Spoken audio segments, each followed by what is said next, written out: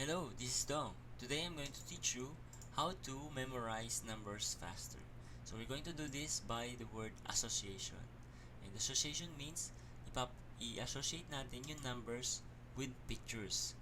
Because the mind works in pictures. So we recall, we use our memory to recall things in our memory through pictures. So i-associate natin yung numbers with a similar figure or sounds like ng isang object.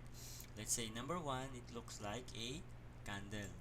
Number 2, we could recall number 2 by associated of February kasi alam natin tuwing February it's in calendar it's number 2. And number 3 associated with sounds like a tree or puno. And then I associated number 4 with the same image of a sailboat. And number 5, yung Star Rangers. So, nung kabataan ko, yan yung pinanood ko. So, I always recall number 5 with this group of superheroes. And number 6 is associated ko sa doctor. Kasi if you're sick, you need to see a doctor. Number 7, it looks like an axe, palakol. And number 8, it looks like a eyeglasses. And number 9, associated with a cat kasi nga with 9 lives. And number 10, sa cartoon character na si Ben 10. So you can do, you should invest pictures from 1 to 99. So ngayon, nag-sample lang ako from 1 to 10. So we'll try it out with the numbers. So meron akong set of numbers dito which is 4, 5, 7, 3, 0, 8, 3, 9, 2, 6, 3, 2. So how to memorize this easier, the technique is to segmentize the numbers by 2. So, pinaghiwalay natin siya by 2, then we now can associate the numbers with the picture. So, katulad ngayon ito, si number 45, pwede kong siyang associate sa isang barrel na 45. So, again, we'll create a story out of these numbers. So, isang araw, naglalakad ako, dala ko yung aking barrel na 45, and then meron akong nakitang puno. Dun sa puno, merong palakol. Okay? So, nung kukunin ko yung palakol sa puno, nalaglag ko yung aking salamin. Okay? Because it's number 8. So, sinabi kong malaking salamin kasi may kasamang 0.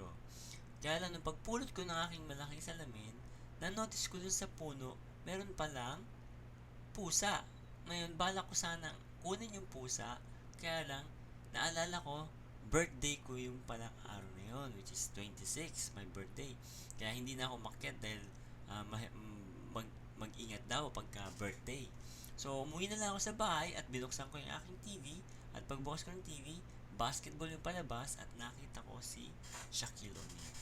So, yun yung story, yun yung association ng pictures with the numbers. So, I could recall these numbers by recalling the story. So this is very effective in using this in recalling your cell phone numbers, and you could memorize other people's number faster and much easier. So we'll try to recall those numbers, and let's try. Okay, let's say isang araw naglalakad ako, may dala akong 45 na baril. So sa paglalakad ko, may nakita akong palakol na nasa puno. Ngayon, bala ko siyang kunin, umakyat ako, kaya lang sa pagkakit ko, nahulog yung aking malaking salamin. So, nung pinulot ko yung aking salamin, sa puno na ulit na yon, napansin ko meron palang pusa. So, bala ko din kunin sana yung pusa, maibaba ko siya, kaya lang, naalala ko, birthday ko nga pala. Dapat nag-iingat ako. Kaya umuwi na lang ako ng bahay, nanood ako ng TV, at nung binuksan ko yung TV, basketball ang palabas at nakita ko si Shaquille O'Neal.